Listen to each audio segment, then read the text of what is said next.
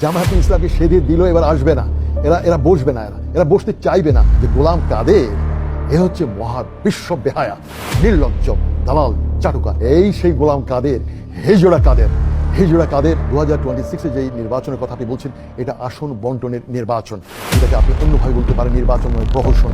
আসন ভাগাভাগি অলরেডি ফাইনালাইজের পর্যায়ে চলে গেছে, চূড়ান্তের পর্যায়ে। জামায়াতে ইসলামকে 80 আসন অলরেডি দেওয়ার জন্য হাতে পায়ে ধরে বসে আছে 80 আসন, 80, যেটাকে ইংরেজিতে বলা 80 সিটস।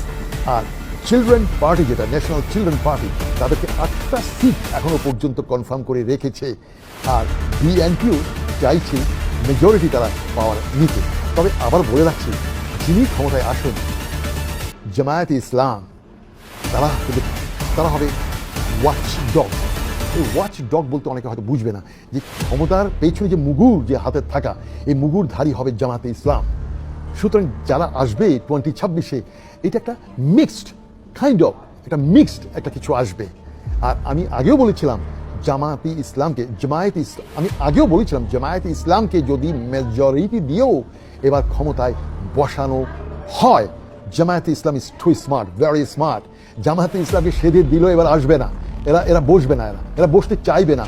বাট 2028-এ জামাতকে পায়ে ধরে সেধেই তাকে দিতে হবে।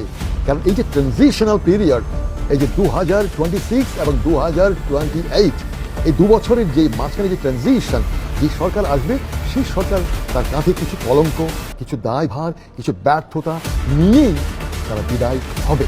তারপর হবে আসল নির্বাচন। আর এই ট্রানজিশন পিরিয়ড গতবারও হয়েছে, সেই 1980-এ, আপনারা অনেকেই জানেন, 86 থেকে 88, আবার বিএনপির সময় একবার দেখেছেন 1996, তো 6 মাসের জন্য একবার এসেছিল। এইভাবে কিন্তু খণ্ড সময়ের জন্য কিন্তু অতীতেও বিভিন্ন দল ক্ষমতায় এসেছিল। আর আপনি জাতীয় পার্টির কথা বলছিলেন, জাতীয় হেজড়া পার্টি, সেই গোলাম, আমি বলবো এ হলো দাদাদের চাটুকার, নির্লজ্জ একটা বেহায়া। প্রেসিডেন্ট এরশাদের কিছু নৈতিকতা ছিল, যদিও বেশিরভাগ ছিল তার বিশ্ব বেহায়া। আর তার জিন্দা যে ভাইটা আছে, ও ছিল বিশ্ব বেহায়া। আর এই গোলাম কাদের, এ হচ্ছে মহা বিশ্ব বেহায়া, নির্লজ্জ, দালাল, চাটুকার। এদেরকে নির্বাচনী অংশ গ্রহণ করতে দেয়াও এটা হবে একটা অভিশাপ, রাজনীতির একটা অভিশাপ। জাতীয় পার্টিকে ব্যান করা অত্যন্ত জরুরি।